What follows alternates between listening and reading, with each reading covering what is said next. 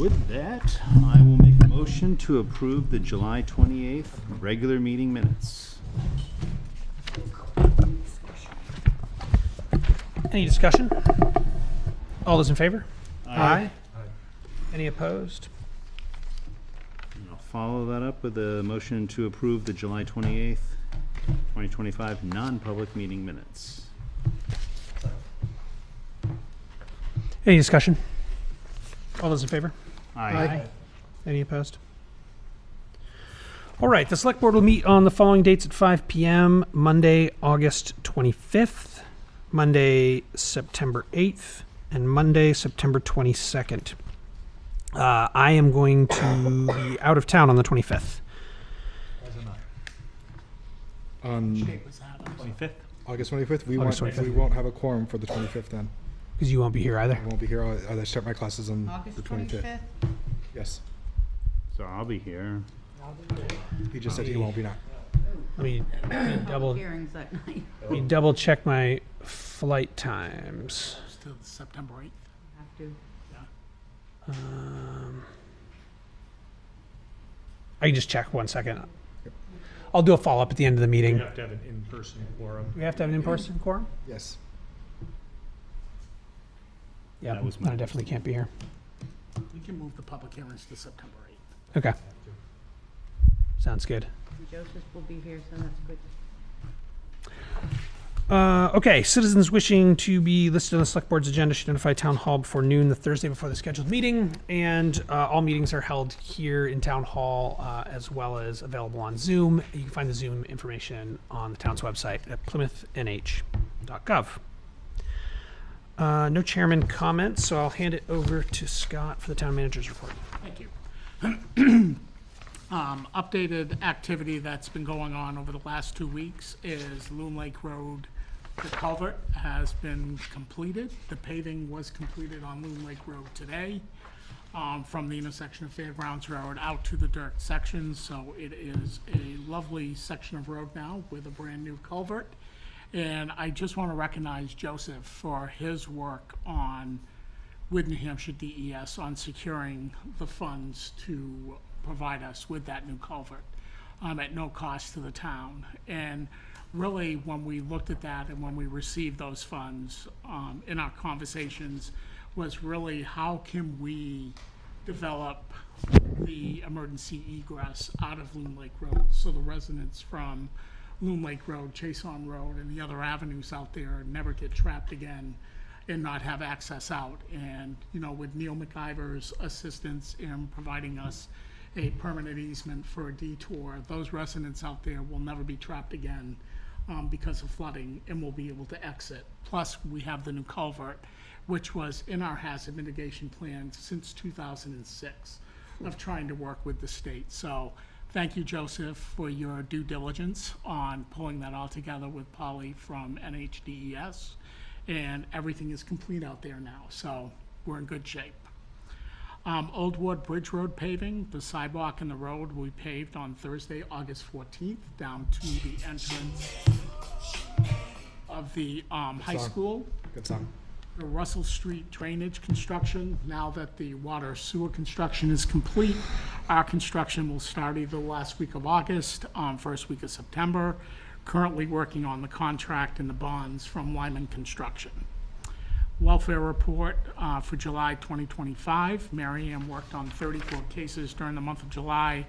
These, as other months, were in regards to rent payment, electricity, and housing needs.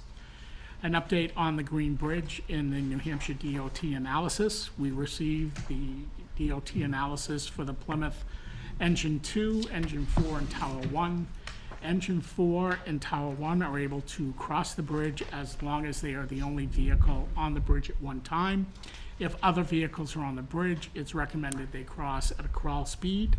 There are no restrictions for Engine 2, which is our attack engine. So we do have that analysis back from the state, and policy has been written at the fire department and implemented by Chief Pierce. Plymouth PD put together. Just quickly, Scott, are surrounding communities aware? I know sometimes we get mutual aid in or whatever. Are they aware? It's Okay. logged at Lakes Region Mutual Fire Aid, so they have all of that information. Okay. And we'll communicate that upon being dispatched to any type of emergency on the other side of the bridge. Perfect. Plymouth PD put together a landlord letter that went out last week, if you want to take one and pass it down. Really just talking about and making sure we're taking proactive measures to send off this letter to the landlords. It's to help the landlords better connect with their tenants and provide a smooth transition for everyone. Plymouth PD created a helpful information sheet, which you now have, and we've asked them to consider sharing it with their student tenants as they settle in starting this Thursday through next weekend. Also, we've talked to the landlords about if they're interested in hosting a community cookout with students, the local first responders, and university representatives. We'd love to help organize it. It's a great opportunity to build positive relationships and answer any questions students may have. So this did go out to the landlords last week. Northern Borders Grant Opportunities pre-application. Joseph and I will be working with Stuart Arnett on an opportunity for Plymouth to apply for the Northern Border grants. When we initially discussed this months ago, we talked about updating the downtown lighting and applying for a grant to do that. Joseph and I will be meeting with Stuart on Friday afternoon. He is contracted through the state to assist Northern Border grant applicants in getting the information, moving that forward. So we'll have additional information after we meet with him on Friday. I did send to you the 2025-26 Select Board strategic priorities and succession planning policy. Looking to have a discussion on August 25th, but we will move that out to September 8th so I can get your feedback on what we've updated and looking at the policies for succession planning as well. Parking ordinance, I'll be working on updating the parking ordinance and bringing that to the board with regards to adding the parking on Russell Street, which was done over the last month. And I'll be working on the disorderly actions ordinance review and update. I've had a few calls with concerned citizens in residential areas about engine compression braking in residential areas. So I think there's a section that we can add to our disorderly actions policy that restricts engine compression braking in residential areas. So I'll bring that to the board when I get that updated as well. Other than that, my town manager's message is posted for the month of August. And again, the strategic, did everybody receive the select board strategic priorities? Okay. Yep. And then we'll discuss that if it works for everybody on September 8th. And that concludes my report. Scott, has this Be a Good Neighbor police thing already gone out to residents, or is this a I draft? believe they did send it out last week while I was away. Okay. There was one minor typo, but Okay. it's fine. It's already out, it's out. Stuff. In particular areas, Texas Hill Road, Okay. with the logging that's been done up on Texas Hill Road, past Old Hebron Road. There's a lot of truck traffic, logging traffic, construction vehicles that are coming down over Texas Hill, specifically from the top by Plymouth Apartments down to the bottom by Fox Pond.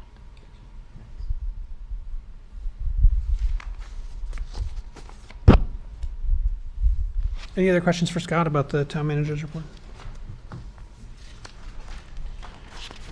All right. Can we take in 5 minutes? I do have a question. Yeah, go ahead. So Scott, you'd mentioned the Northern Borders Grant Yes. to address lighting. Some number of months ago, we had a proposal to replace 3 lighting fixtures, and our discussion was to see if there were less costly options available. And that discussion about that grant seeking lighting funds just triggered me. Have we made any progress on that? We haven't received any additional bids, so what the thought is I will write an RFP for this process for the lighting, include it all together in that one slot. Okay, thank you.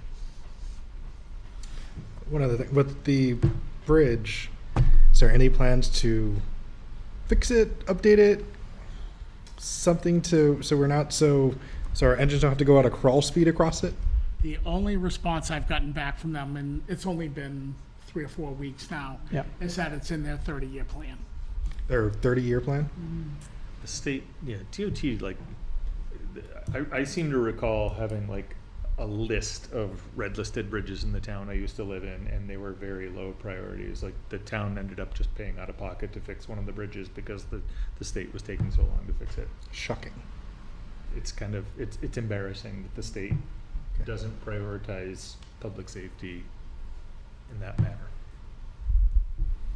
Cool. Thank you.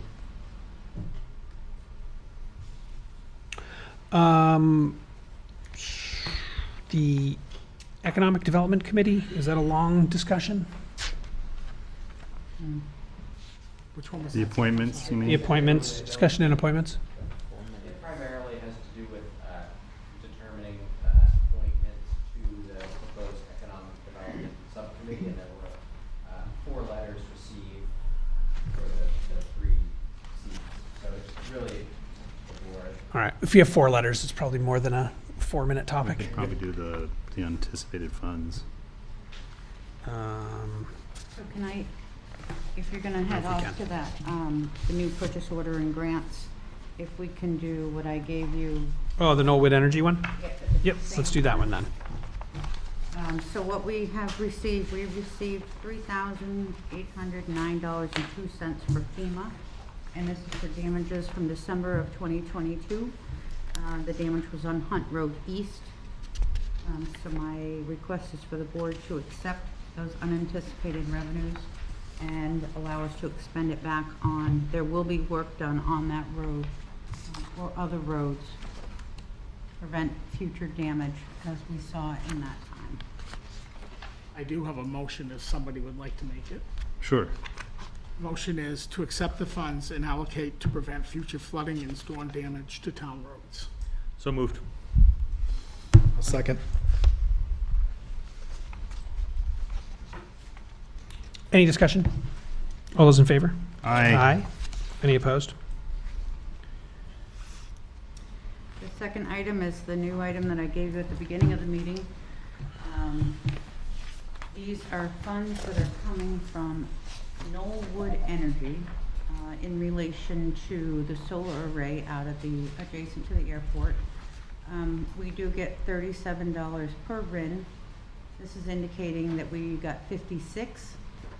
We actually estimated 34, so we did much better. The reason that I'm asking the board to accept these funds and to allow us to expend them under RSA 38 is because we actually turn all of our funds around that come from that grant back to the loan itself. So to accept those funds and allow us to expend it back towards that loan. $2,072 was the first quarter in '25.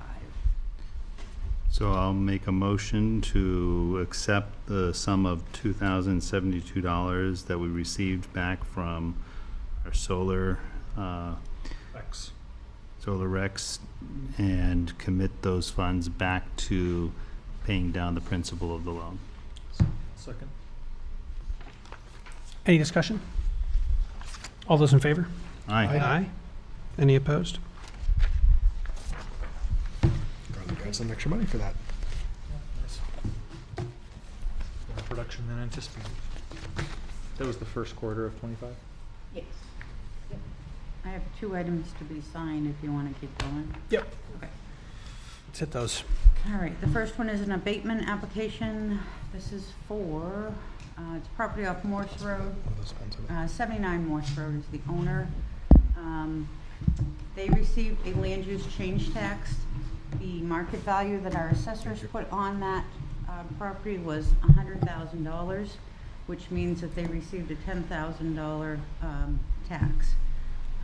The property owner submitted an application asking for an abatement to be given because they were showing this property not to be at that. They wanted it valued at $45,000. It is a 5-acre piece. No sewer or water on the property. They didn't believe that it was worth the $100,000. After the review by the assessors, they stand strong and that piece is worth $100,000. So they're asking for the board to deny the abatement. There's that one, and then we have a denied charitable exemption. This is for the Audubon Society of New Hampshire. The reason for the denial.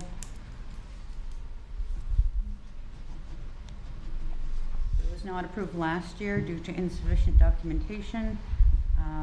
And again, this year, they did not provide all the documentation that is required either. There's a listing of items that have to be supplied in order to grant them an exemption for charitable purposes, and second year in a row, they have not sent it. So, And we do require that from every charitable organization, which has complied with the recommendations based on state law. Need to be consistent.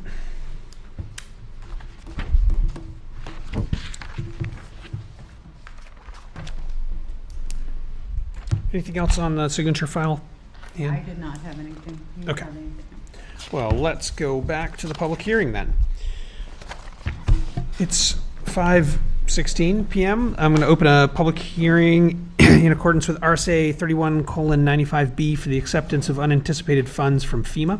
The funds are being received for work performed from March 15th, 2023 to September 15th, 2024, and are a result of storm damage along Bartlett, Chason, New Hebron, Thurlow, and Oak during a December of 2022 severe storm and flooding event.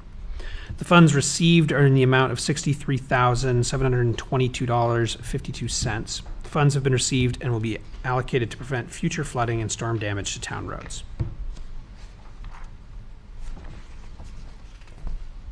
And is this looks like this was like a 75% grant? Yes, that's what FEMA gives us. Yep. Just, again, just keep in mind that these storms were in December of 2022. Yeah. And it's taken us almost 2.5 years, and our staff, because of their changeover in staff at FEMA, every time we get somebody new representing us, they would say, well, we can't seem to find or locate the documents that you've already supplied. So thank you, Norma Jean. She's done a lot of work, her and Steve together, and Joe when he was here. I mean, it was just mind-boggling how much time and effort. And we actually started with those meetings, and so. I remember when we started talking about this long, long ago. I mean, the good news is, all of the destruction that occurred during that storm has been repaired and is complete.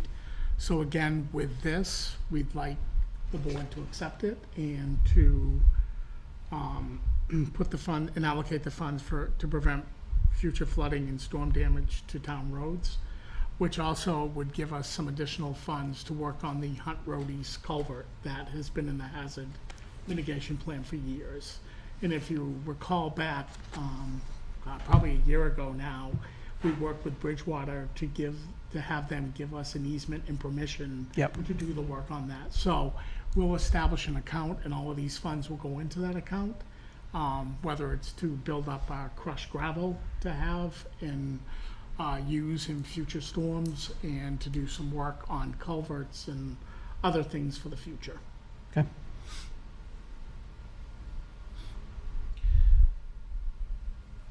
Can our highway department use recycled glass? We have not. We have not. But it's a We have not. but it's a material we're paying to get rid of, is it not? Like, It's all gone.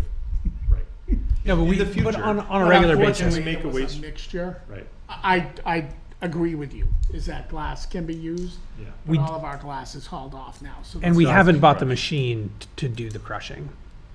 That's my question. That's What is We would it- have what's to- involved? Do we would have to a very purchase that specific machine. Crusher to Yes. make the material appropriate for. I think it's road about a use. $50,000 I think that's what it was, because plus of we, building That or was what, of 3 or some 4 years ago? construction. 3 or 4 years ago, it was about You guys have 50,000. discussed plus- this before, Mike. Yeah. Okay. We have, it's an interesting topic and maybe one to ask Steve about, because previous highway manager was a little on the fence in terms of using that material, but I think it's always worth considering, because if you Ancillary could, discussion around this grant topic, but, Yeah. it seems to me that if we're talking about stockpiling gravel for road improvement, we should be looking at in-house resources that we could use if possible. yeah, And our thought was with the glass pile that we just got rid of, Yeah. is that if it hadn't been a mixed combination of materials in there, we could have done that. yeah, yeah. Yeah, we couldn't actually use. Couldn't with the old one. Glass crusher to get rid of that. But your point is correct, that we collect a fair amount of glass And we pay to dispose on of a weekly it, and then we basis and buy pay it to, back. yeah, yeah. $50,000 goes a long way. It wouldn't take long to recover $50,000 investment in a building and machine. What we couldn't get at that time was any real clarity on the frequency of replacement of the hammers on those machines as well, and so that's just another, you know. I think it's worth looking into. I think it's worth looking to as well. We've got some different staff in both of those departments now who, I'd be and they curious- don't also have the conflating complexity of the glass pile, right? It would just be about the new stuff that comes in is not hazmat, and yeah. And we may actually be able to, once we figure out its viability, if we had one, offering the service to other towns as a pay That was for my it. thinking as well. Yeah. Is it Yeah. necessary to put this in a building, or could it be mobile and allowed to be transported to other I towns? don't know in the how vicinity big and it share the really cost? is. Pardon? I think I they're don't know how pretty big- good size. Yeah, I don't know how big it really is, whether that's practical or No, I not. mean, gravel crushers run down the road regularly. I mean, it's expensive to do it, but like, Yeah. I don't know if this is as big as a gravel crusher or if it's But small. I'll start looking into it and come back to the Yeah. board with information. Would be a good one for sure. If I recall correctly, a local contractor that was transporting a gravel crusher from Mass to Littleton said it was a $250,000 round trip. So if it's that big, probably not. Yeah. We pay 15,000 just for a setup of a gravel crusher, just to For a gravel get- crusher, but Right. is Gravel crusher, yeah. that the same scale for glass crushing? Is that the same machine? I think it's a much smaller machine than a gravel crusher. I would like to look into that, Yeah, but Yeah. let's deal with that another time. absolutely. Any public questions or comments related to the acceptance of these funds and the allocation?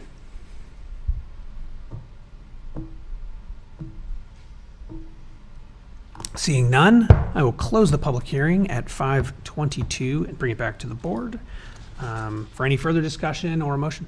My general thought is that I think it makes sense. I think we're kind of behind the eight ball in terms of disaster prep, honestly, and I think that reinvesting any funds we get from FEMA into future hardening of our infrastructure is a good investment to the town. Agreed. Yeah. It's a whole lot less expensive to prepare than it is to deal with huge washouts, Prevention is worth a pound to cure, for sure. right? Holds true in road work too. Absolutely. All right, I'll make a motion to accept the unanticipated funds in the amount of $63,722.52 from FEMA to be allocated to prevent future flooding and storm damage. Second?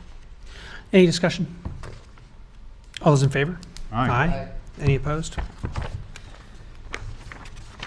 right, we're a bit early for the next public hearing. Want to do the review request for write-off of interest applied to May 2025 Yep. tax bill?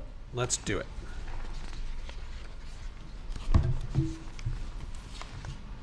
You guys are pros at bouncing around this agenda. This is not your first rodeo, is it? I'm like, want to get out of here, or like, no.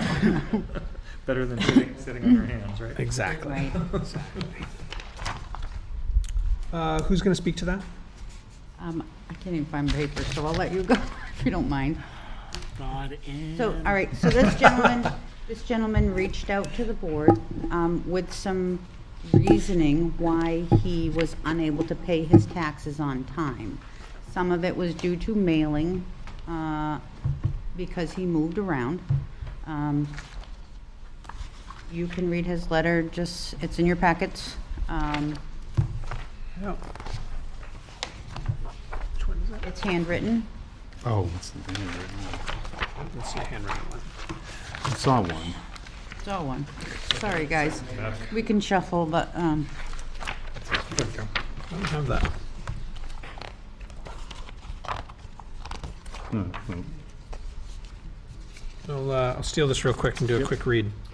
Dear Linda, I have lived part-time for over 40 years at address in Plymouth, mainly spending falls and winters there. I've since become disabled, so I will not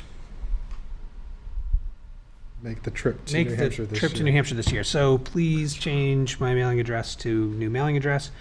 I'm also requesting a tax variance this year.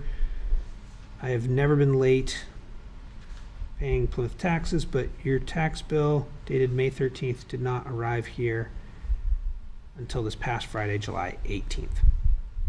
Please accept my enclosed payment as a payment in full with delinquency charges waived. Greatly appreciate your favorable response to this request. No idea. This should not happen again. so in the past, the board has traditionally not written off anything under specific circumstances.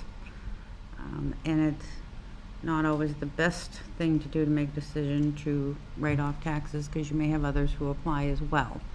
I know every case is a little different. That's just my perspective on it. We're talking about $28.43. Yeah. The tax bill is paid in full, it's just the interest that hasn't been received. Mm-hmm. If we generally have a policy of not waiving delinquency, then I would be in favor of continuing with that policy, because I don't want to get into the hassle of mitigating, deciding Every this one, this single one. situation. I agree. Yeah. Yeah, and it seems like there must have been an issue with the forwarding address, which is outside of our My control. sympathies to the gentleman, but Yes. Yeah, it is also $28, and I think, it was a $28 mistake. yep.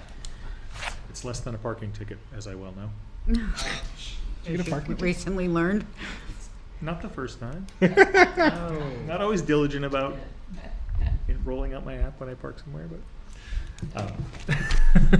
You win some, you lose some. Yeah. Any other discussion on this? I think as a board, we're going to Consensus decline. was no. Consensus Okay. decline. Yep. Thank you. Yes.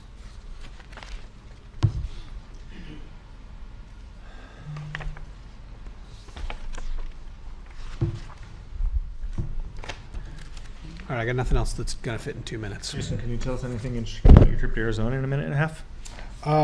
It was hot. It was Glad you're back. it was quite enjoyable. Spent time with with family and friends, and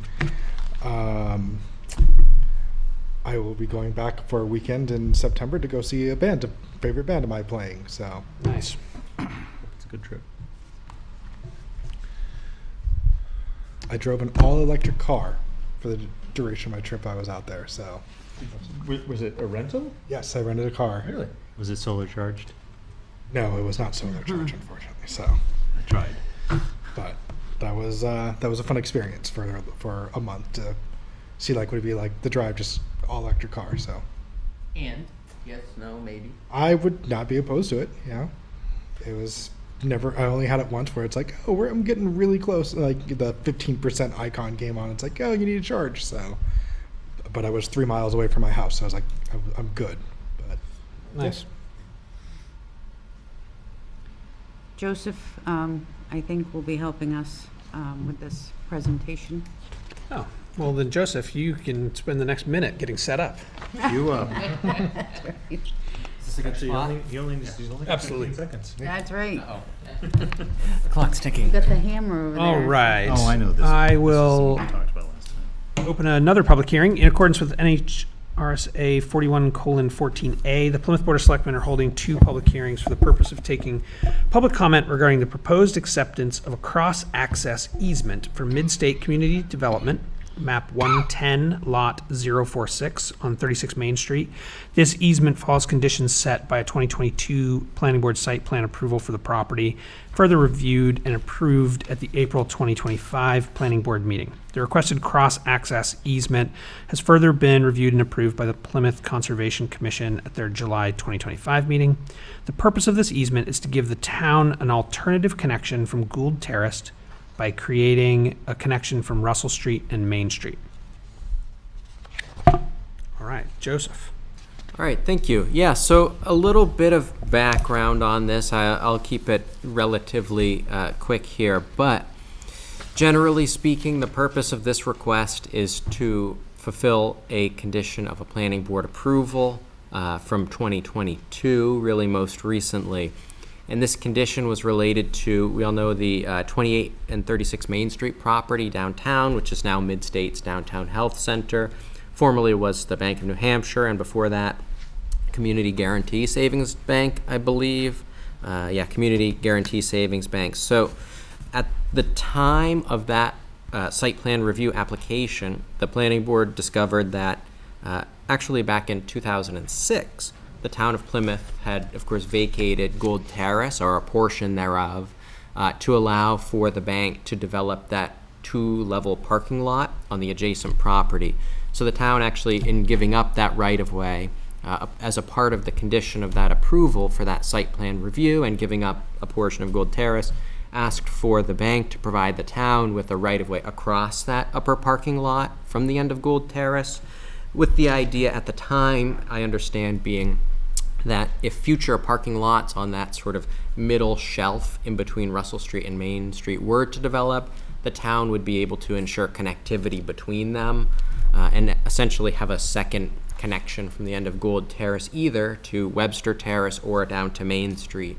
Unfortunately, hard to say, what the exact details were, but that easement was never actually provided and recorded. So in 2022, the planning board discovered this and placed a condition on the approval for the change of use site plan related to the Mid-State acquisition of the property.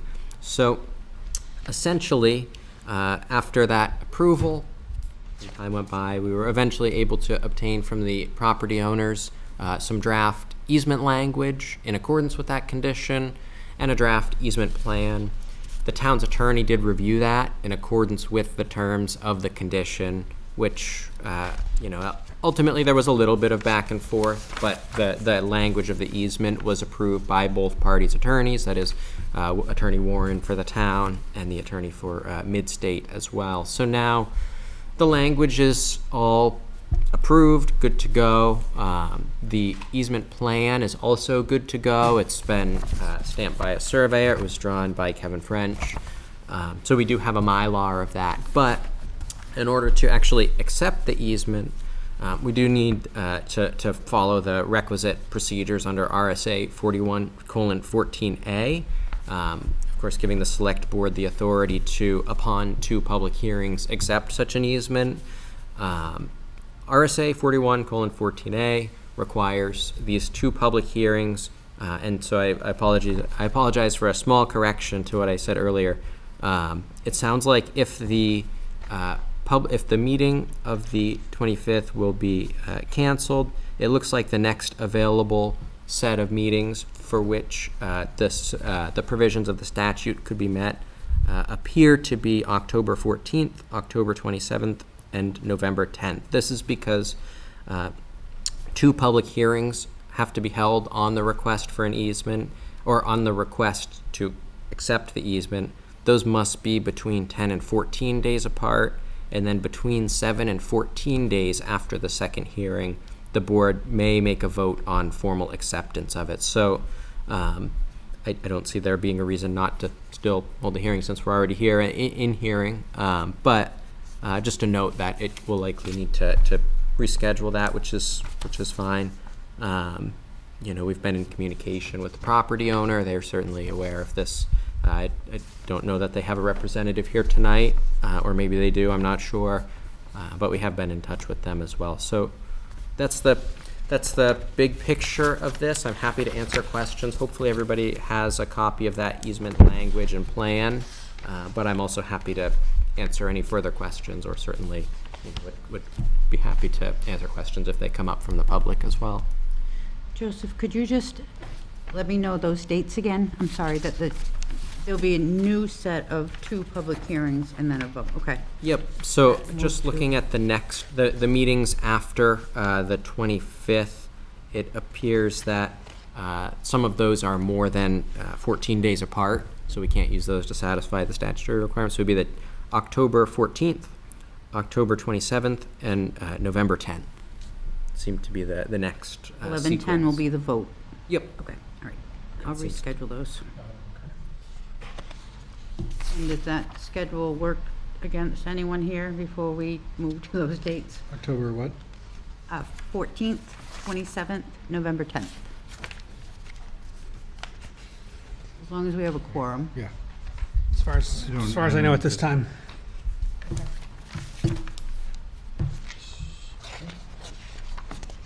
So since we're in public hearing, any questions or comments from the public on this easement?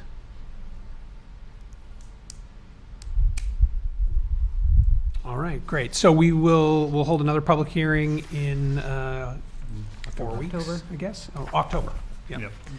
And yeah, if anybody has any thoughts or questions, please bring them to the next hearing.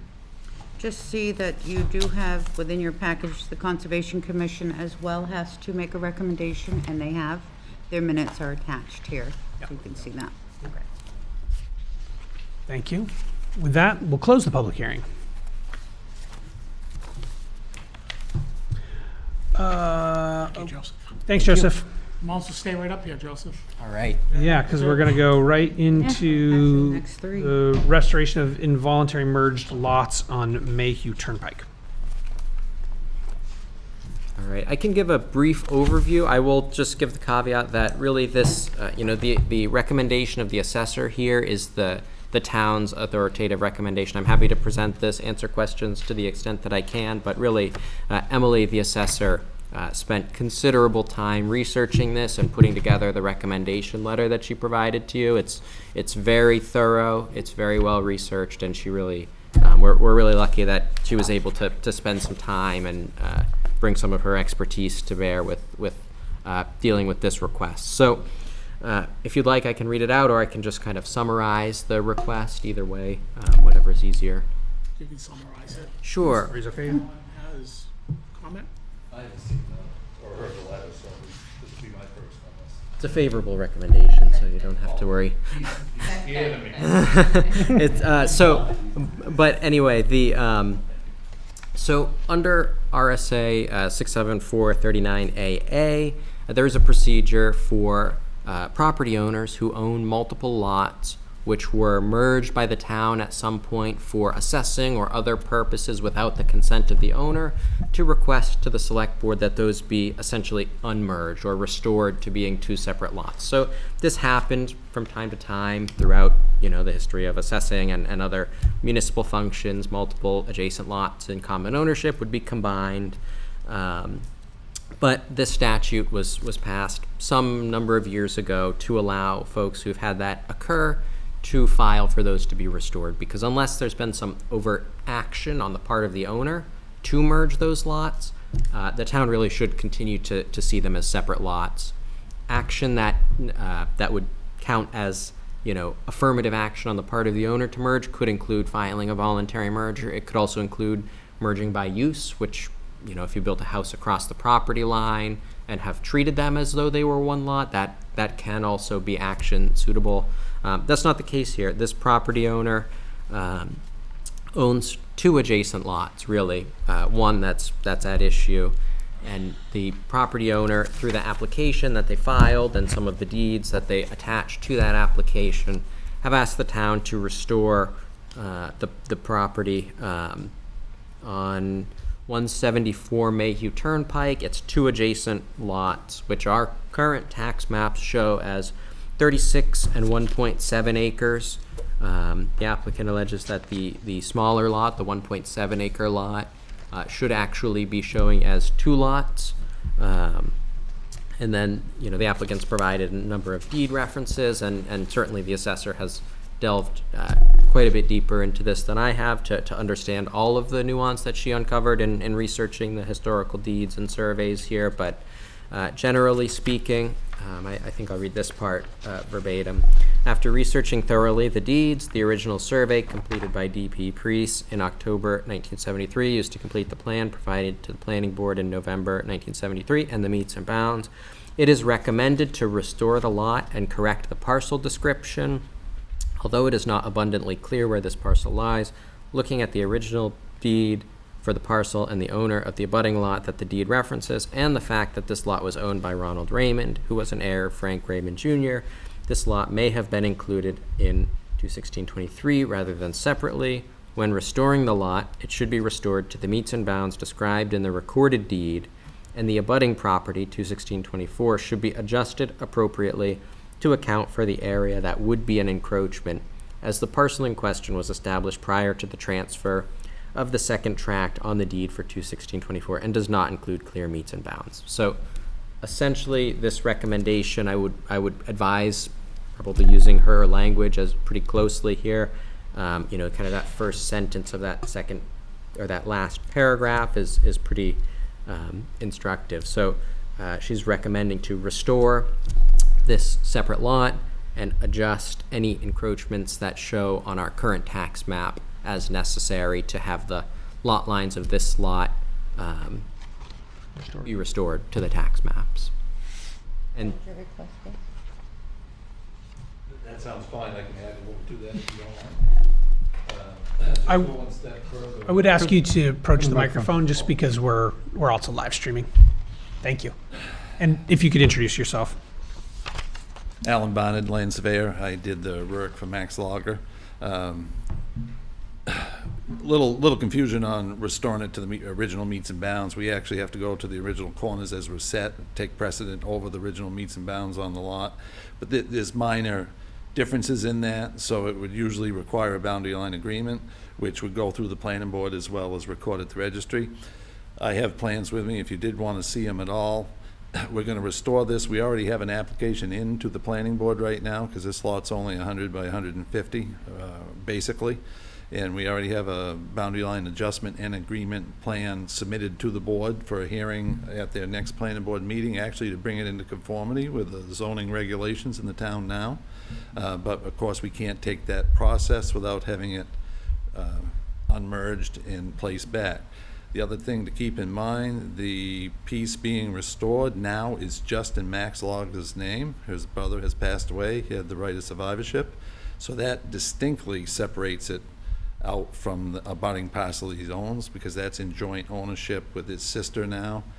He's also lost a sister in the past year, and actually Max is, he's 84 now, and his health is failing, and he's trying to reestablish this for his estate. So that's the process. But I wanted to reassure the town that we're actually taking a further step to even bring it into conformity with zoning as well. And Joseph, I received my certified mail, so he did accept the application, or he felt it was acceptable for the planning board to hear, of course, subject to this. I have a plan if you want to look at anything, if you're all set. Otherwise, I'll just sit down and be quiet, which is very rare for me. I'd love to see the plan. Is the plan, to go back to the original, or is the plan the revised plan that's been submitted to the planning board for the boundary line adjustment? The plan is to go back to the existing documentation which governs over the original description. Okay. But since the loggers, his sister and himself signed the application, and he signed the application, so that we will do an agreement on that line through the planning board, which is not the agreement with the planning board as well. So it really doesn't matter if you reestablish it any fashion you want, because we're gonna adjust it through the board, planning board. So in a way, I mean, if you're going to adjust it and make it conforming, this is somewhat unnecessary because you're proposing a subdivision, which, I mean, a boundary line adjustment is still a subdivision, but I'm just curious, Well, If you're making it conforming, you could just go through the subdivision process, could you not? we could go through a subdivision process except for it's separate title on a piece Okay. that should be reestablished, and that's why we're doing it by boundary line adjustment. Okay. That's my job. My job is to actually determine the boundary lines, not from the assessor stating to be reestablished by that deed. Because again, the 36 acre parcel went by found monuments as well, Yeah. and they own it. But that being said, this is how, I have one plan showing how the adjustment would be. He actually has 2 storage containers on the 36 acre lot with a driveway that goes in it. Uh-huh. He's gonna put that all onto one parcel, so that's separate to help him with the state plan. So that's why they're doing that. This one shows the hatched line of the lot by monumentation found on the ground, which as long as we figure it's original monuments, which I Okay. have no doubt it isn't. And of course, we're not fighting with anybody, which Right. is so nice. It's all internal, They own right. it together. Right. I dashed on what it would look like in the dash line per the deed. And as you Oh, can see, there's a interesting. little corner that's in this piece and there's a little sliver over there, so the square footage is basically the same. So, that's what I did. Also show the entire parcel in red and how the other little piece came out. The 36 acre lot really, the only reason that comes into play because there is a underlap on the 36 acre lot. About an overlap there from the town line. So we're correcting boundary line issues as well as doing the unmerging. Yeah, we had to do 1 or 2 things here. Technically, with all that in place is what we do our due diligence on. This is the proper way in my mind to correct the situation. Had a nice sit down with Joseph and we hashed it out. And he said, "Well, it seems reasonable. He said, you never bring me anything easy." But, we have to teach him a few things. Before. My career is getting shorter. And unfortunately, I say that because anybody who knew my brother, he was 18 years older than me. I got into this business because he was a septic designer in 1967. He just passed away a month ago. Oh. So I kind of, everything I'm doing lately brings that back up to me, and I'm sorry to bring it out, it helps me in my Nope. my grief. Sorry for your loss. So, I really love my brother, so, anyhow, that's what we're trying to do here, and it's unfortunate Max is the same age as my brother, and he keeps a sense of humor right now, and he's battling prostate cancer, and he says, his sister passed away last year, and this shows you how his sense of humor is still going. We've been working on an office for 2 years. And he goes, I went to my sister's burial, and I put the directions in my GPS to the cemetery. And he said, when I got there, it said, you've reached your final destination. Oh. And he says, and not only that, when I was there's 2 guys in shovels kept moving closer.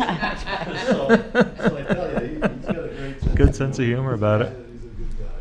But that's what we're trying to do. And then he's trying to leave everything to his sister, who says he's going to last longer than her. Anyhow, That's not. It doesn't matter who, as No, long but- as they're trying to set things right and But clarify it. that's- questions about the boundaries, I understand why the assessor said, stated that, but boundaries aren't technically necessarily by the meets and bounds if original monuments are there to take precedent over that. I've had one as much as 300 feet off and be that way in a court case because we proved it was original law. So I'm just letting you know that's how it works survey-wise. But anyhow, we're correcting both. I'd have to go back to the planning board regardless of this to straighten out those lines if we Right. stuck it to just that lot. But we're not, we're gonna make it conforming to the zoning frontage and area anyhow. Okay. Makes sense. Any other questions, Don't have any? concerns? Seems straightforward. Yep. Thank you for the clarity. Yeah, thank you. You're welcome. Thank you for having us here.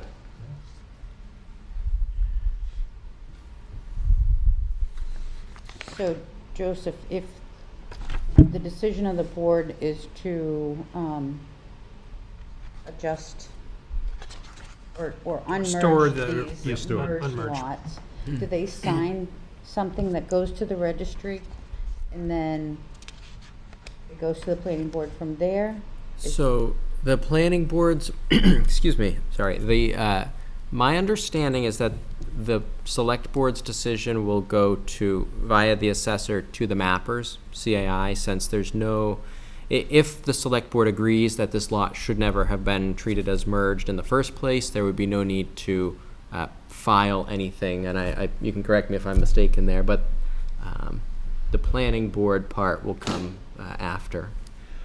Once, Do we know when these lots were merged? The last time they were reviewed, you have a map in your package by Mr. Reese.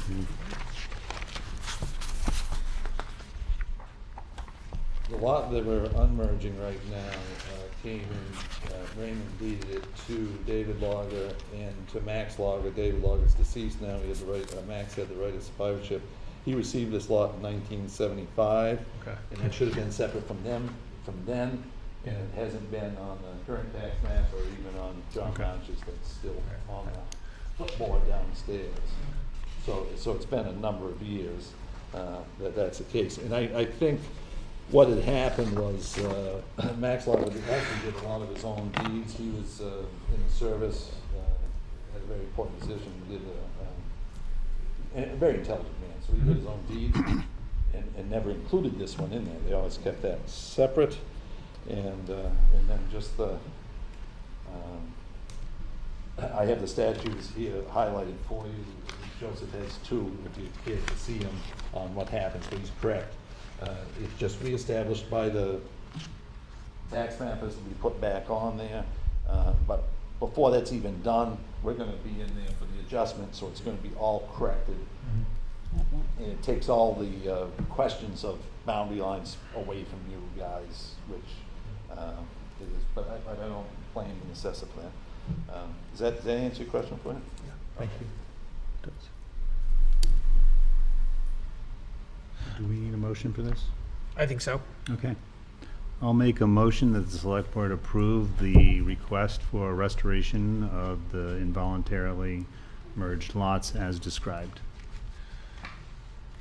I'll second that.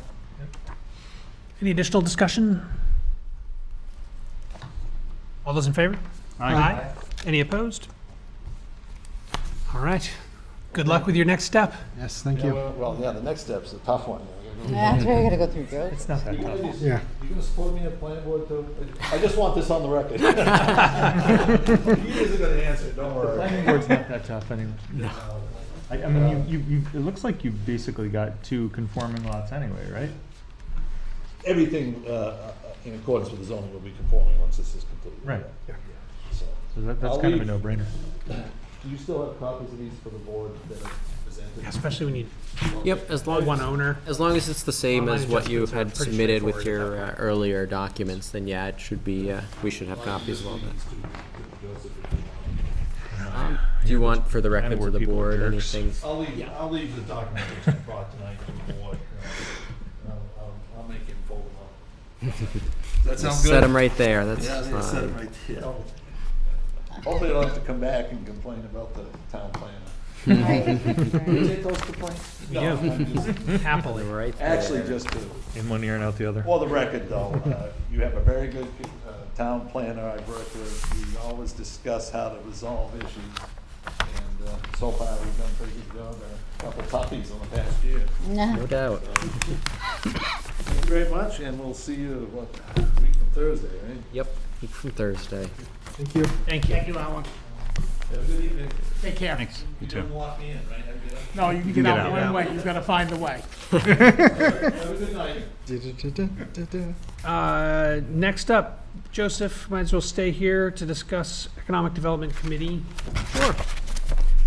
Yeah, so as the board had requested at the prior meeting, we did put out a call for members of the public. So the broad structure that the board had approved to move forward with for the Economic Development Committee, which would be a subcommittee of the Planning Board, was to have 2 planning board members, 2 select board members, and 3 members of the public.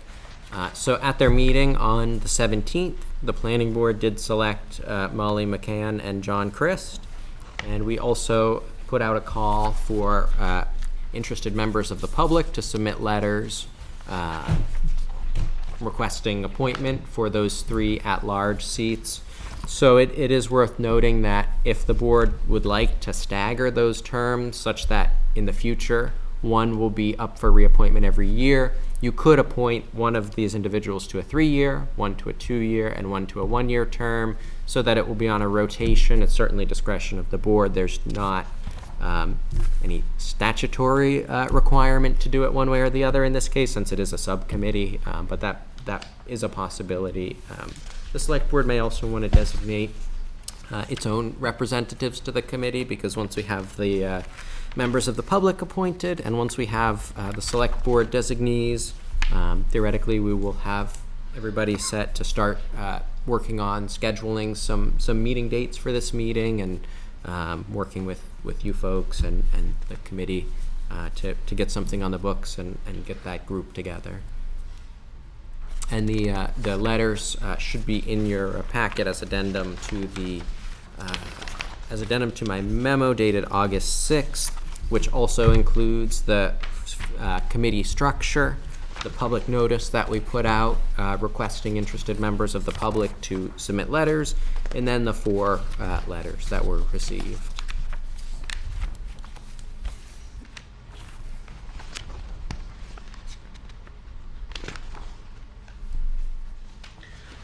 Joseph, did you say there was 4 letters? I only see That was my 3. question. So we have, let me just double check here. So William Bolton, Walter Frankel, Yep. Michael Van Eyck, Yep. and Neil McIver. I do not I don't have, have. That should be the last page, an email from Scott Whedon dated July 29th. I didn't have, I'm sorry, Joseph, I must have missed that, or I didn't see it in the package. It's all right. We can pass this around if folks would like. I was confused like Zach was too. I'm like, wait, there's only 3 names here.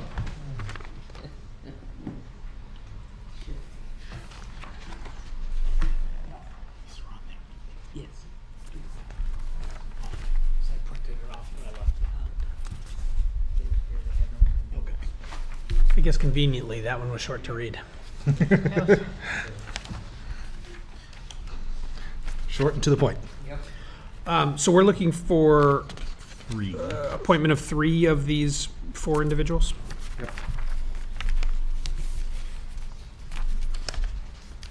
I don't know about this Bill Bolton guy. He seems sketchy. I'm assuming Michael Van Eyck lives in Plymouth. New to Plymouth, yeah. I'm sorry. He's new to Plymouth, according to But his letter. I just didn't. Yeah, I didn't know, does he lives in town now? He says he's a full-time resident of Plymouth Oh, okay.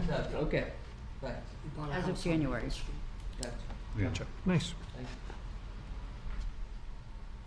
Sounds like he's got some businesses, he may have some connections that might be able to help us too. For sure.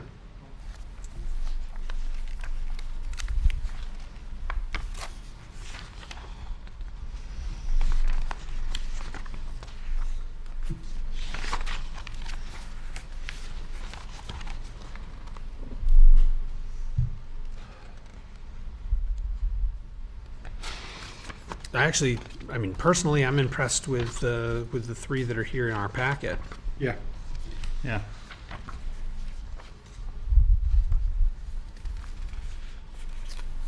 I mean, no offense to Neil. We all know Neil and his background and everything like that, but I think the 3 in the packet are Yeah. kind of what we're looking for with think different so, too. connections and Yeah. A couple of entrepreneurs and yeah. Your name? William. Oh, okay. I didn't know if you were one, okay. yeah, a couple of entrepreneurs in the community, plus someone well connected to the government and with a strong history of knowing how to work with our boards. That feels like a good set of folks. I would concur. Bill even identifies he would prefer a 2-year term in his letter, so we can work on the staggering that. Which one did? Bill, Oh, Bill asked. me to. last paragraph. At that point, I would prefer a 2-year term, although any term would be good. All right, so we filled our 2-year. Fill 2-year. Bill in the 2, and then I say Walter in the 1. Walter in the 1 and Michael in the 3. Does that sound fair? I like that. And how about the select board representation? Well, that's another We question. also have Nominate Mary Ann. we have 2 planning board members and 2 select board members and, The 3 public at large. pardon? And the three But public at those large. the 4 town seats could be staggered 1, 2, 3, 4, 1 or something like that. Well, it's recommended that we talked about is the ones are annually for the Right. select board and The the. select board, I just do manually since we do. That's Yeah. Typically do reappointments That's a good start of idea. the year. Yep. So just appoint, whoever the 2 are, we'll just appoint And them you guys are through up to to the, speed on the recommendations more than I am. to March. Does that as Every well? once in a while, I do that. I'm up to speed on things. Yeah, I like it. I like it. Motion for that? Well, we need to know who those folks, well, do we want a motion, or are we good on consensus for the terms? Want a motion? Consensus is fine, and we can just, are you okay with that, Joseph, consensus? Yeah, it's a, Just do up the terms? Consensus on the, yeah, so those are the terms and the public at large. We do need to figure out who would like to participate on the Economic Development Committee from this board. I was gonna say, Marianne, you have a history Yeah, in no, the I'd like past. to, Would you for like to sure, continue? interest. Yep, Yeah. I fully support Mary Ann in that endeavor. I'll be the other sacrifice.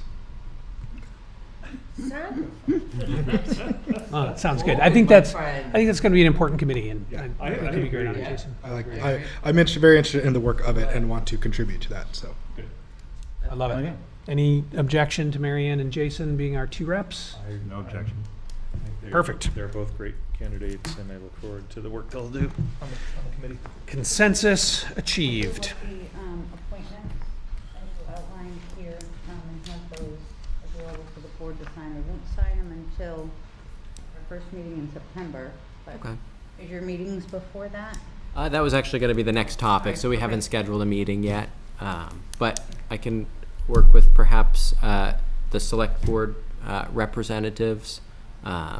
If the select board would like to proactively try to determine a meeting time, that's fine, or, we as staff can meet with, you folks to begin, obtaining some information about the availability of the other members and can schedule based on that. Either way, it's really up to the board, but we're happy to, I think, liaise with you folks about obtaining some additional information from some of the other interested individuals, since we don't necessarily know their availability in general. I'd say Structurally, is there a chair of that subcommittee? It would be one of the select board representatives. And then will it be elected by the committee, or should we appoint one? Well, I suppose it does not say in the formation document. I mean, that would be not. Anything we can do to make it clear? now? Yeah, it just Yeah. makes sense Yeah. now, and Yeah, I remove the think that makes confusion. sense. It makes sense for us to just appoint that person, I think, and Yeah. remove all complexity. Yep. Either of you have a certain desire If you to, guys wanna?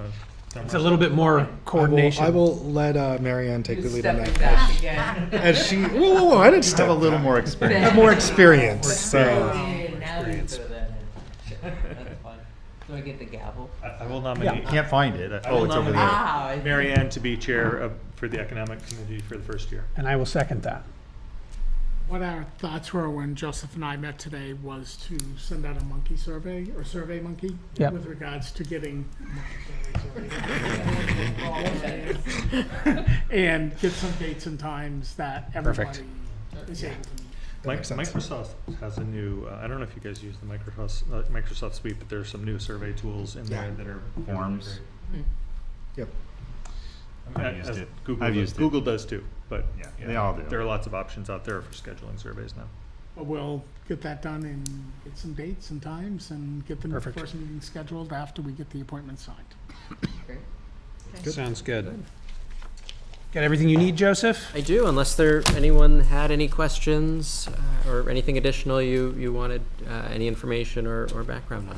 I think we're good. One other request is let's make sure we get Economic Development Subcommittee on the committee reports list for our agendas going forward.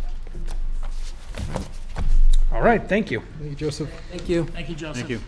And Safe You as well. travels. Thank you. with that, committee reports. Start with Jason, Village Water and Sewer. We have no new meetings as they meet tomorrow, so. No news. Planning Board. We had a working meeting that was attended by Judy Barrett of Barrett Planning.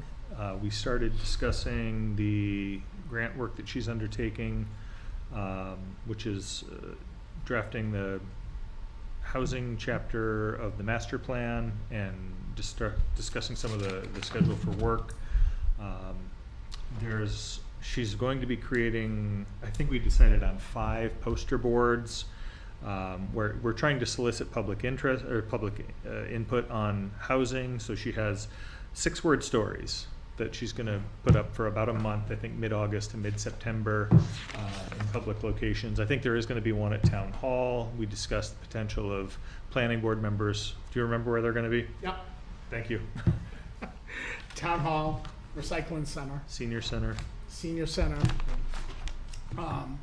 Now that you said that, Phil, I don't. No, I know. We talked about a couple. Library. Library? Library. And one to be able to move around with Floater. planning board members if they were going to specific Right. meetings. And the planning board talked about, having volunteer staff signing one out for a couple hours to table wherever we can at, we talked about having a geographic distribution to get input from a lot of people that we wouldn't get at one location. So, we might have planning board members take it to Walmart for an afternoon, Market Basket for an afternoon, Hannaford for an afternoon, and try to get input from there. The one at the Recycling Center is going up there on Friday, so it's there for the Right. weekend. And I think that, one of the things we discussed also is, the one that's in Town Hall could go out to the Common for the weekends. If people are gonna be on the Common, it could probably live, on the, not the bandstand, Gazebo. the gazebo, yes. The only other thing I want to mention Yep. is I did watch the meeting, and it probably was one of the best planning board meetings that I've watched. It was very congenial. There was great open and honest conversations, and people really were working together on creative Planning. ideas and solutions. I really felt I agree. I think the It was a chemistry of great the, meeting. I think the chemistry of the group is really good right now. I think we have a lot of people that are, all contributing individually in a positive manner. So, That's great. and then there's going to be, following the poster boards, there's just kind of a rough schedule. There's going to be a community survey. I think it was originally proposed for September, might get pushed out to October, and then a community meeting, which I think had been scheduled for October and is now planned for early November. So, Judy Barrett's great. I'm happy she's working for us. And that was the extent of that planning board meeting. There really wasn't much else on the agenda. All right, any other questions for Phil? Nope. That takes us to the school district. All right, the next meetings for the PES is on the 18th at 5 p.m. And PRHS is on the 19th at 5 p.m. They have not met since last. Because summer. Sometimes there are interesting things that come up last minute before school starts, like sometimes the administration runs into unexpected things, and that those meetings before the start of school can Yep. have big decisions made Yep. that affect the school year. Well, a new principal, so we'll see how that goes. Yep. For sure. We do have a meeting Thursday for the entire morning on the active shooter plan for the elementary school. That will be working with Homeland Security, Emergency Management, in-school staff, PD, fire, emergency management, on developing and redoing their operations plan. Have they evolved that operations plan with newer recommendations? Yes. Because I know for a long time they were using a pretty outdated methodology. You are correct. Glad to hear that. Especially as someone who was there when we had the lockdown that one time. horrifying. Okay, Conservation Commission. They meet on the 19th at 7 p.m. All right, capital improvement is no meetings until October, but I don't think we have a date actually yet. Nope. LRPC, we should get, it's been probably long enough, we should probably get either John or Bill scheduled in to, Actually address. even if, I mean, it could be 2, 3, 4 meetings out, but we should get them scheduled to I come. can talk to him about being here on the 8th. Yeah, that'd be great. And if the 8th doesn't work, it's not like we have a pressing thing. I'd love an update on how things are going there. Parks and Rec, Mary Ann? So met last week, and I know Scott knows this, but boy, both Park and Rec, the amount of work they get done, supporting their community and parents, kids, it's an amazing amount, and a really caring group as well. It's impressive. So I'll try and keep it short because they had a lot going on. The departments both continue doing well since the restructuring between Park and Rec. Big thing, they've added swim lessons for both residents and non-residents. That's been going really well. I know a lot of parents are happy about that. Are they hosting those at Midstate or up in that? What pool are they using? I think that's one at the. Up at the Days Best in. Western. Days Inn or Oh, okay. Best Western Yeah. Hampton. Yeah. They've done some revamping for the CIT program.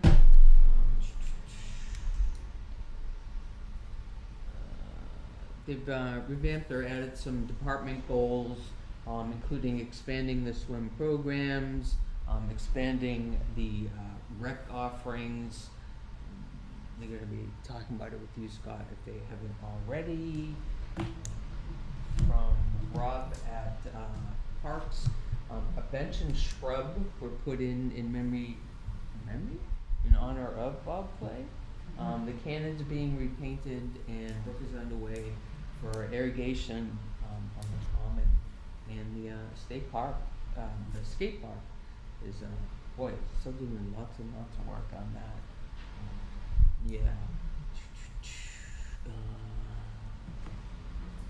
Social media, they have over 2,700 Facebook followers, lots of interactions over the past 6 months. They're looking to expand onto Instagram, although there will be links, so I think it's just a matter of linking the two up. Looking to some collaboration between local groups. Right now, they're really trying to collaborate with the library, which certainly seems to make sense. Positive outlook on the budget. We did talk a while about the rec van that they would like to, apparently it's a Kelsey dream right now.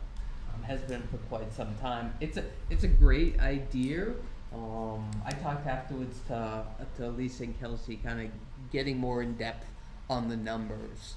You know, what is the savings? Is there a insurance and all those things to take into account? We talked about selling advertisement, on the van. I know, I certainly would be interested in that, hopefully to offset the costs. So that they're working on that. It sounds pretty cool. And great food at Cabby's. What? A little cookout. I think the one thing that they don't take enough credit for is that when I met with Lisa a couple weeks ago, I said, Lisa, actually probably more than a couple weeks ago, so Lisa, how many people do you put through your program? Because I said, that number is amazing when you really should, well, it's probably 3,000 or 4,000. It's 12,000 individuals went through that program last year. Yeah. In one way or another. Yeah. In one program or another.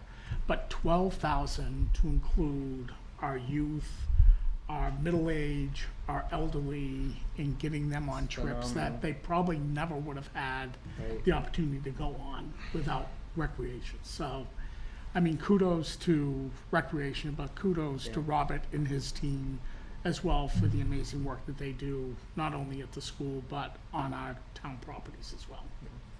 The only bummer is, they're so successful in the rec department. At the other towns want to join, and there's just no room. There's just no room, and obviously that's a bummer. And I mean, I think we're as accommodating as we possibly can. If we have openings Right. and we have a wait list, we'll bring people in Right. and they pay their fair share to participate in a program that is raised and appropriated by the Plymouth residents. Right. Good stuff. Great. Any other questions for Marianne? Energy Commission? The Energy Commission has not met since our last meeting, and the August meeting was not scheduled, so the next meeting will be in September. I believe it's on the 11th. If there are any topics that the public would like to raise, I'm sure that we would accept Energy answer via Commission. email. Energy Commission's on the calendar for the 14th, so you might want to check that out.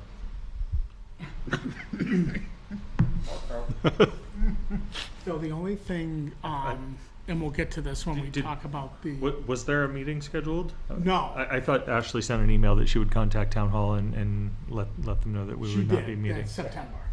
for September. There's still it's still listed on August 14th, Energy Commission on the town website. So I thought she canceled that meeting. it might be I believe- canceled, but I'm just saying. If I could pop in real quick, Yes. I was notified that meeting was canceled, but the way our calendar works on the town website, if I delete that event, it deletes the All the rest events. of the Okay. meetings for the rest of the year. Thank So you. I opted Gotcha. to just not change it. I guess I could change the title to say that it's Canceled. instead. Yeah. Okay, thank you, Jonathan. Thanks, Jonathan. Sorry, wasn't trying to be difficult. Just Yeah. So the only thing that I would like, and I did send this to Ashley. Mumford. Oh, yeah, Grace.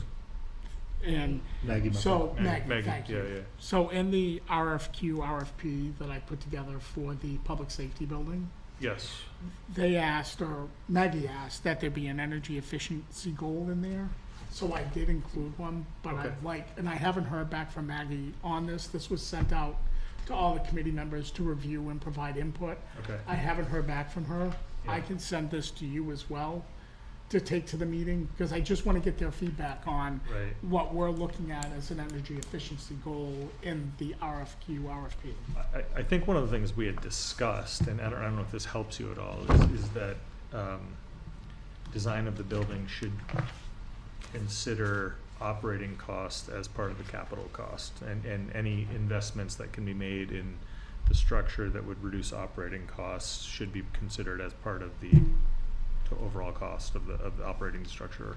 And that's what I have. Yeah, and that's, Okay, I think that's sufficient. okay.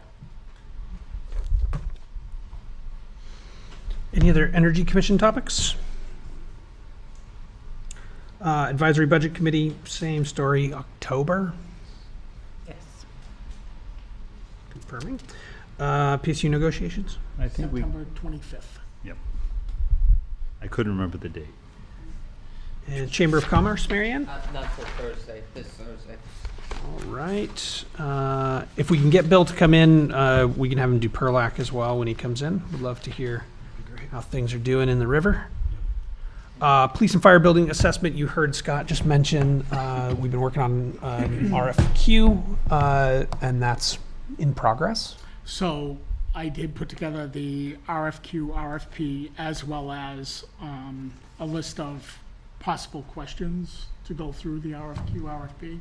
I did not hear back from any committee members. I'm going to send out a reminder on Wednesday. If I don't hear back, we'll get this sent out to some firms. Yep. The committee is visiting Enfield Public Safety Building on this Wednesday, August 13th.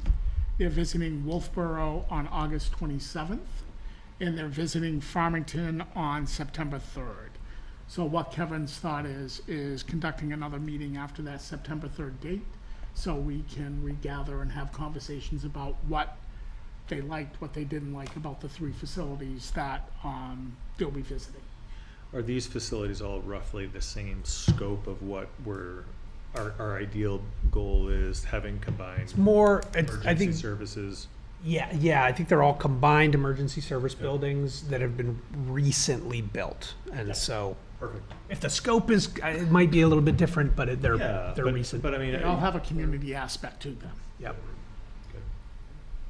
And I'm pretty sure I have Wednesdays on my calendar, but it's every day is day to day. So I'm hoping I can go to that one. No, I can't go to the one on the 13th. I'm hoping I can go on the one on the 27th. You could take a ride up through Enfield, I bet you could see it. It's beautiful.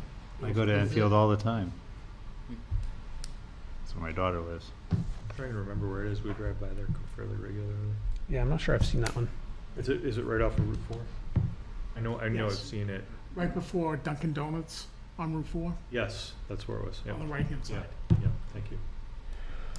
I remember seeing it and thinking, oh, we should get our town committee out to look at this. Yeah. Well, it'll be interesting once we've seen all three of those buildings. Any other questions about police and fire building assessment? Union negotiations. Those commence on the 18th at 10 a.m. right here. Thank you for the update on that, Scott. Thank you. That takes us to public comments.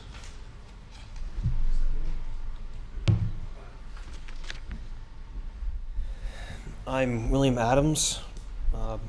My property, the one that's on Morse Road, for the abatement. There's a correction.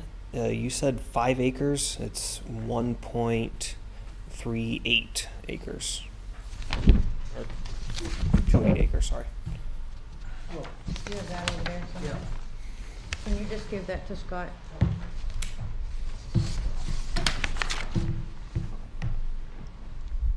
That's the abatement right there.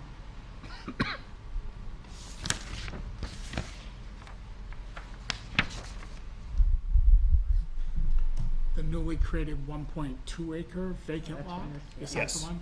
Yes. And you're saying that's not accurate? She said I 5 said 5 acres. Because as I was reading down through, I thought there was a 5 acre parcel that was listed in there, or it was 5 acres? Originally, it was 11.5 acres. And we had 1 acre that came Two. off a 5 acre piece? No, that came off of a 11 acre Okay. piece.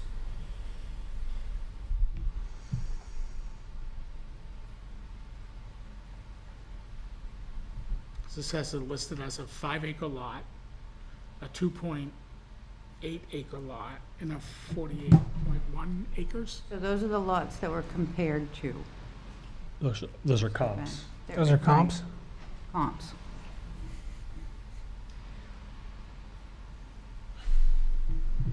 No, what- Can I see the abatement application, Scott?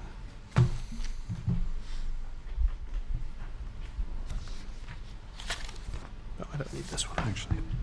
This one goes back. Yeah.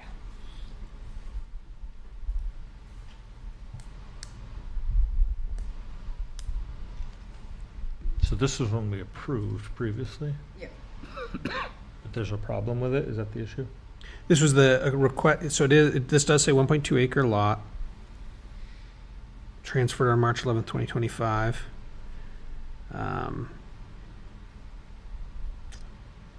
The land use change tax was the amount of $10,000 assessed based on a market value of $100,000. Oh, It was signed by us on 6/9/25.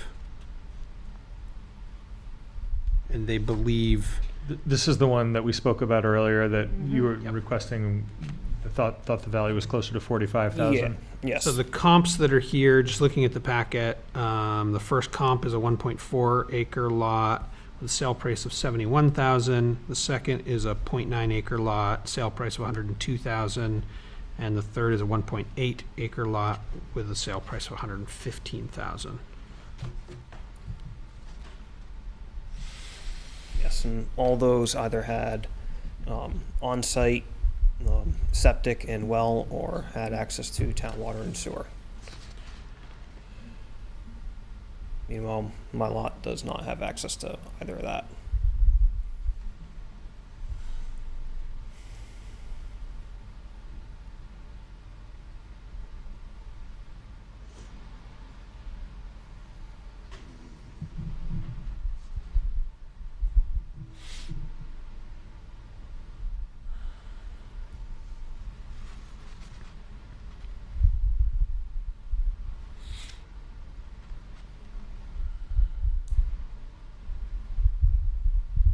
And so it looks like the owner, probably yourself, provided some other alternatives from the recommendation from our assessor.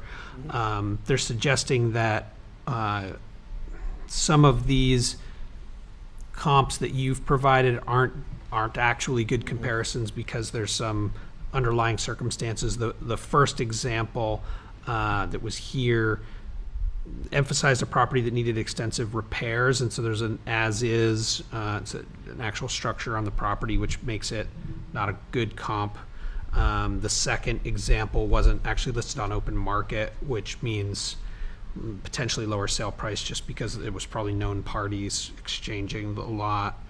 And one of the other ones had a subdivision, and so some of that might have influenced the purchase price. So those, while they might have seen, and then the fourth one was an estate sale. So they may have seemed like interesting comparisons, but they're not quite the same situation.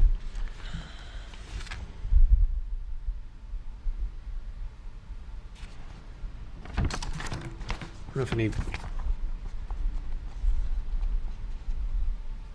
I mean, generally as a board, we have to trust the assessor's perspective on the value of that property, and at least on first glance there, I don't see anything that jumps out as, you know, something that was missed there or errant in that assessment.